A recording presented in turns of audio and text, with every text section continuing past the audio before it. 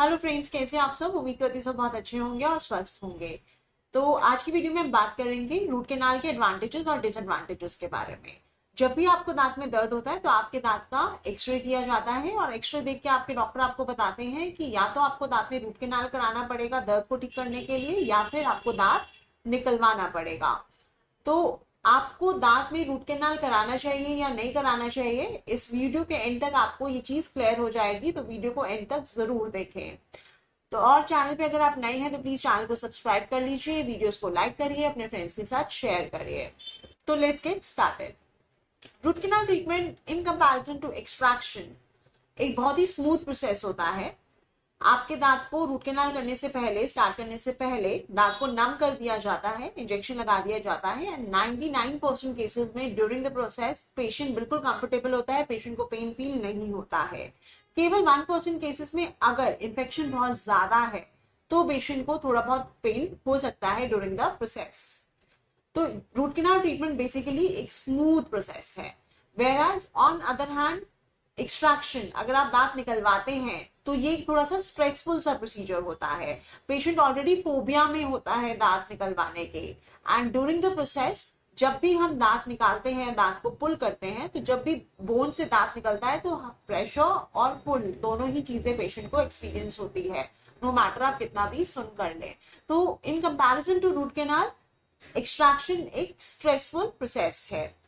Second advantage of root canal is, अगर आप root canal कराते हैं तो आप अपना दांत सेव कर रहे होते हैं और उस दांत से फिर आप चू कर पाते हैं, खा पाते हैं, पी पाते हैं, वो उसको आप फंक्शनली यूज कर सकते हैं। और अगर आपके आगे का दांत है और उसको आप रूट कैनाल से सेव करते हैं तो उस केस में एस्थेटिक फंक्शंस भी फुलफिल करती है आपकी root canal treatment. On the other hand, अगर आपने दांत निकलवा ही दिया है तो दांत आपने खो दिया है, it is a loss of tooth, तो वो दांत आपका दोबारा कभी नहीं आएगा। बेसिकली मिल्क टीथ गिरने के बाद आपके परमानेंट टीथ एक ही बार आते हैं। अगर आपने परमानेंट टीथ निकलवा दिया है तो दोबारा से वो दांत आपके मुंह में नहीं आएगा, आपको उस दांत को लगवाना होगा। अब लगवाने के तीन तरीके हैं, या तो आप डेंचर्स लगवाएंगे, या फिर आप ब्रिजिंग करवाएंगे, या फिर आप इम्प्लांट्स करवाएंगे।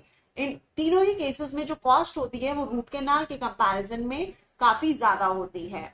तो रूट कैनाल की एडवांटेज है कि ये बेसिकली कॉस्ट इफेक्टिव होगा। अगर आप दांत निकलवा देंगे और फिर उसको लगवाएंगे तो वो प्रोसीजर्स कॉस्टली होते हैं। Normally root canal treated tooth जो होता है उसमें कोई दिक्कत नहीं आता है, 10 से 15 साल भी दांत में बिना किसी प्रॉब्लम के वो दांत आपको फंक्शनली चलता रहता है, उससे वो खाने चबाने में आपको कोई दिक्कत नहीं देता है। केवल 0.1% केसेस में री रूट कैनाल की जरूरत पड़ती है, और वो भी बेसिकली इसलिए पड़ती है कि अगर आपने मुंह में रूट कैनाल करा लिया है और आप अपने मुंह का हाइजीन मेंटेन नहीं कर रहे हैं, आप मुंह की साफ सफाई ठीक से नहीं रख रहे हैं, या फिर आपको कोई हैबिट है जैसे स्मोकिंग की हैबिट है, टोबैको च्यूइंग की हैबिट है, ऐसे केसेस में जनरली बेसिकली री रूट कैनाल की जरूरत पड़ती है। ऐसे केसेस में री इन्फेक्शन हो जाता है। तो अगर आपने रूट कैनाल कराया है और आप अपने दांतों की साफ सफाई अच्छे से रख रहे हैं, हर 6 मंथ्स में अपने डेंटिस्ट को विजिट कर रहे हैं, तो आपके रूट कैनाल ट्रीटेड टूथ में कोई प्रॉब्लम नहीं आती है। 10 से 15 साल बिना किसी दिक्कत के वो दांत आपका ठीक रहता है, इनफैक्ट और भी लंबा टाइम निकाल सकता है। नॉर्मल एवरेज 10 to 15 ईयर्स तक आराम से चलता है वो दांत। थर्ड एडवांटेज है कि अगर आप रूट कैनाल करके अपने टीथ को सेव करते हैं तो आपके टीथ का ऑक्लूजन मेंटेन्ड रहता है। ऑक्लूजन से क्या मतलब है, बेसिकली जब हम मुंह बंद करते हैं तो हमारे ऊपर के दांत हमारे नीचे के दांत में एक पर्टिकुलर फैशन में मिलते हैं, उन एक पर्टिकुलर मैनर में, पैटर्न में ऊपर का दांत नीचे के दांत में फिट होता है, इसको ऑक्लूजन बोलते हैं। तो अगर आप अपना नेचुरल टीथ सेव कर रहे हैं तो वो ऑक्लूजन मेंटेन्ड रहता है। ऑक्लूजन मेंटेन रहता है तो चूइंग कैपेसिटी आपकी अच्छी रहती है, और सराउंडिंग स्ट्रक्चर्स जो होते हैं हमारे मुंह के, जैसे टेम्पोरोमैंडिबुलर जॉइंट हो गया, ये सब हार्मनी में काम करते हैं।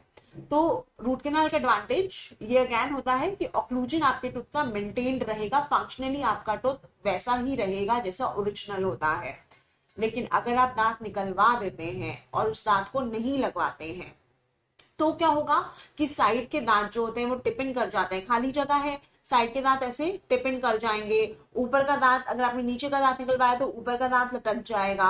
अगर आपने ऊपर का दांत लगवाया निकलवाया है और नीचे का दांत जो है वो सुप्रा इरप्ट कर जाएगा। तो बेसिकली ऑक्लूजन जो होता है वो डिस्टर्ब हो जाता है अगर आप दांत निकलवाते हैं और उसके बाद दांत लगवाते नहीं है तो। और ऑक्लूजन डिस्टर्ब होने से क्या होता है कि सारा स्ट्रेस आपके टेम्पोरोमैंडिबुलर जॉइंट पे आता है, फिर आपको धीरे धीरे यहाँ पे पेन होना शुरू हो जाएगा, टेम्पोरोमैंडिबुलर डिसऑर्डर्स आप एक्सपीरियंस करेंगे। तो बेसिकली तभी कहते हैं कि दांत निकलवाने के साथ साथ दांत लगवाना भी बहुत जरूरी होता है। तो ये थे एडवांटेजेस आपके रूट कैनाल के। अब हम बात करते हैं डिसएडवांटेजेस क्या होते हैं रूट कैनाल के। बेसिकली रूट कैनाल करने के लिए हम सेंटर से टूथ में एंटर करते हैं रूट कैनाल की ओपनिंग, रूट्स की ओपनिंग तक पहुंचने के लिए। तो बेसिकली दांत एक तरीके से हॉलो हो जाता है।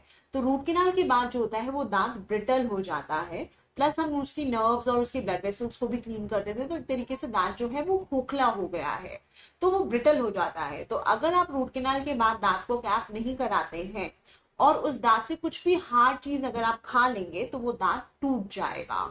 तो ये एक डिसएडवांटेज है रूट कैनाल का।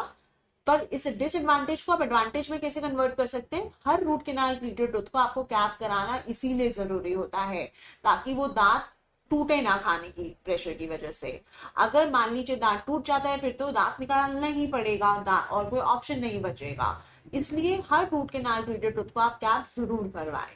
एंड सेकेंड डिसएडवांटेजेस की रूट कैनाल ट्रीटमेंट जो होता है ये मल्टीपल सिटिंग प्रोसीजर होता है, टाइम कंज्यूमिंग प्रोसीजर होता है। आपको मल्टीपल विजिट्स देने पड़ेंगे अपने डेंटिस्ट को पूरा ट्रीटमेंट कराने के लिए। Usually root canal treatment minimum 4 sittings और मैक्सिमम 6 to 7 सिटिंग्स तक एक्सटेंड हो सकता है depending upon your infection and your capacity to heal. तो आई जस्ट होप ये वीडियो आपको यूजफुल रही होगी समझने में कि दांत का रूट कैनाल कराना कितना इंपॉर्टेंट है, रूट कैनाल कराना चाहिए कि नहीं कराना चाहिए। तो अगर आपको वीडियो अच्छी लगे तो प्लीज वीडियो को लाइक करिए एंड शेयर करिए अपने फ्रेंड्स के साथ एंड चैनल को सब्सक्राइब जरूर करें। जल्दी दोबारा मिलेंगे, तब तक के लिए अपना ध्यान रखिए। Thank you, keep smiling and stay healthy.